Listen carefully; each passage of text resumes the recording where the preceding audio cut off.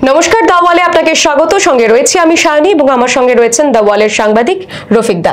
রফিকদার সঙ্গে আজকে আমাদের আলোচনার বিষয়, আমরা জানি যে গতকাল শুক্রবার ছিল, সুপ্রিম কোর্টে সেই ডিএ মামলার শুনানি হয়েছে এবং সেখানে যেমনটা বলা হয়েছে ডিএ মামলার শুনানিতে 25% যে বকেয়া ডিএ, সেই ডিএ ফেরত দিতে হবে রাজ্য সরকারকে, রাজ্য সরকারের যারা কর্মচারী তাদেরকে।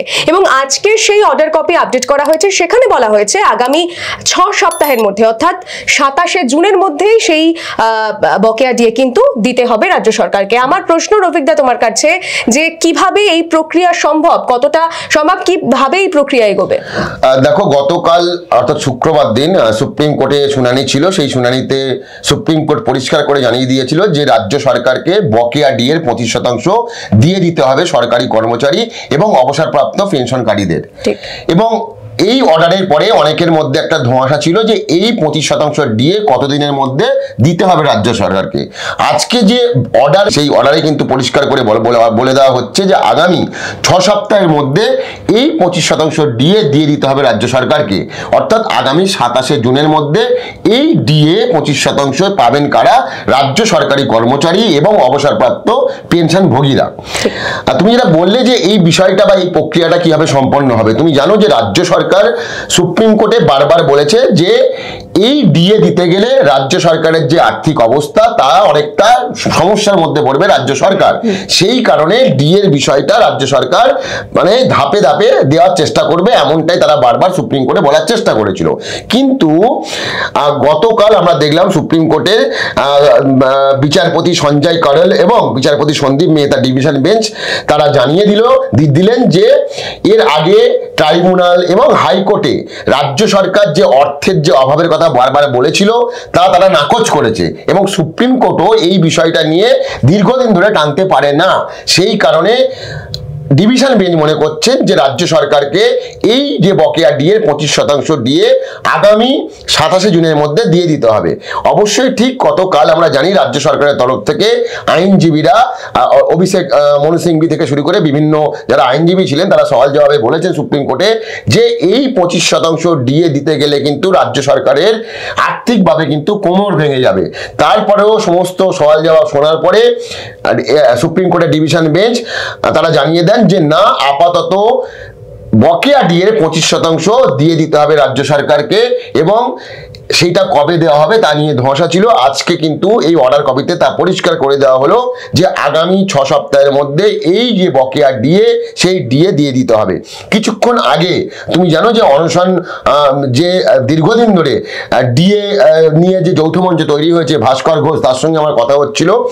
তিনি পরিষ্কার করে জানাচ্ছেন যে সুপ্রিম কোর্ট যে নির্দেশ দিয়েছেন সেই নির্দেশে আমরা যে প্রচন্ড আনন্দিত তা নয়, তবে দুঃখিতও নয়। কারণ ভাস্কর ঘোষরা মনে করেন যেভাবে কেন্দ্রীয় সরকার যে হারে ডিএ দিচ্ছে রাজ্য সরকারকে সেই হারে ডিএ দিতে হবে, এমনটাই কিন্তু তাদের দাবি ছিল এবং সেই দাবি নিয়ে এখনো পর্যন্ত রাজ্য সরকারি কর্মচারীদের একটা বড় অংশ ধর্মতলায় তারা কিন্তু আন্দোলন করছেন, অনশন করছেন, কখনো অবস্থান করছেন। এখন দেখার বিষয় রাজ্য সরকার এই যে 25% ডিএ দিতে গেলে তুমি জানো প্রায় মাসে 10,000 কোটি টাকা এক্সট্রা রাজ্য সরকারকে দিতে হবে।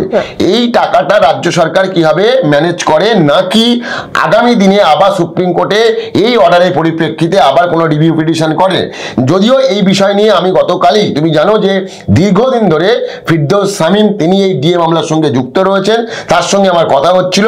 আমি তাকে জিজ্ঞেস করেছিলাম যে এই যে অর্ডারের পরে রাজ্য সরকারের কোনো উপায় রয়েছে কিনা বা অন্য কোনো রাস্তা রয়েছে কিনা এই অর্ডারকে মানে ভেবে দেখার মতো, সেই বিষয় নিয়ে কোনো রকমভাবে সুপ্রিম কোর্টে যাওয়ার বিষয় আছে কিনা। কিন্তু ফিরদৌস শামীম তিনি পরিষ্কার করে বলে দিয়েছেন যে রাজ্য সরকারের এরপরে কিছু করার নেই, কারণ সুপ্রিম কোর্টের ডিভিশন বেঞ্চের যে নির্দেশ এরপরে কিছু করার থাকে না। তবে রাজ্য সরকার এইটাকে ডিলে করার জন্য তারা হয়তো কোনো পিটিশন, রিভিউ পিটিশন এসব করতে পারে, কিন্তু লাভের লাভ হবে না।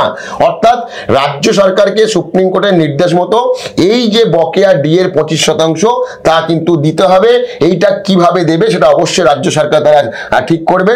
এখানে একটা তোমার বিষয় বলে রাখি, যেটা হচ্ছে এই যে অর্ডার কপিতে সেখানে তোমার সঞ্জয় করেল এবং বিচারপতি সন্দীপ মেহতা তারা বলছেন যে ট্রাইব্যুনাল ও হাইকোর্ট পঞ্চম বেতন কমিশনের সুপারিশ অনুযায়ী মহার্ঘ ভাতা পাওয়ার ক্ষেত্রে কর্মচারীদের অধিকার স্বীকার করে নিয়েছে। রাজ্য সরকার যে অর্থের অভাবের কথা তুলে ধরেছিল বারবার, তা ট্রাইব্যুনাল এবং হাইকোর্ট উভয় নাকচ করে দিয়েছে। ডিএ পাওয়ার অধিকার, ডিএ পাওয়ার অধিকার, মৌলিক অধিকার, সেই প্রশ্ন সহ আরো বেশ কিছু বিষয় নিয়ে সুপ্রিম কোর্টে কিন্তু এখনো পর্যন্ত বিবেচনার মধ্যে রয়েছে। অর্থাৎ ডিএ যে মৌলিক অধিকার কিনা সেইটা এখনো পর্যন্ত সুপ্রিম কোর্টে বিবেচনার মধ্যে রয়েছে। তবে শীর্ষ আদালত সেই বিষয়টি খতিয়ে দেখবে, কিন্তু চূড়ান্ত রায় ঘোষণা না হওয়া পর্যন্ত কর্মচারীদের এই অর্থ পাওয়ার জন্য অনন্তকাল অপেক্ষা করতে হবে এমনটা সুপ্রিম কোর্ট মনে করে না। অর্থাৎ যে অর্ডার কপি, সেই অর্ডার কপিতে পরিষ্কার করে বলা হচ্ছে যে ডিএ রাজ্য সরকারি কর্মচারীদের জন্য মৌলিক অধিকার কিনা সেটা বিবেচনার বিষয়, সেটা এখনো পর্যন্ত মামলা চলছে। কিন্তু সেই মামলা চলার জন্য শীর্ষ আদালত বিষয়টি যেমন খতিয়ে দেখছে, তাই বলে চূড়ান্ত রায় ঘোষণা পর্যন্ত কর্মচারীদের এই অর্থ পাওয়ার জন্য অনন্তকাল অপেক্ষা করতে হবে সেটাও সুপ্রিম কোর্ট মনে করে না। সেই কারণে তারা এই অর্ডার দিচ্ছেন। কিন্তু এখন এই মুহূর্তে দাঁড়িয়ে সুপ্রিম কোর্ট মনে করছে বা সুপ্রিম কোর্টের ডিভিশন বেঞ্চ মনে করছে যে এই মুহূর্তে রাজ্য সরকারি কর্মচারীদের যে ডিএ পাওনা রয়েছে সেই বকেয়া ডিএ 25% রাজ্য সরকারকে দিয়ে দিতে হবে, এবং সেটা আগামী 6 সপ্তাহের মধ্যে, অর্থাৎ 27শে জুনের মধ্যে। আমরা এই আলোচনার বিষয়ে আবারও আসবো আপনাদের সঙ্গে, সঙ্গে থাকবেন রফিক দা। এবং আপনাদের জানিয়ে রাখি যে এই মামলার পরবর্তী শুনানি রয়েছে 4 আগস্ট। পরবর্তীতে আমরা আবারও এই আলোচনায় আসবো। ততক্ষণ সঙ্গে থাকুন, দেখতে থাকুন দ্য ওয়াল। খবর এখন এখানেই।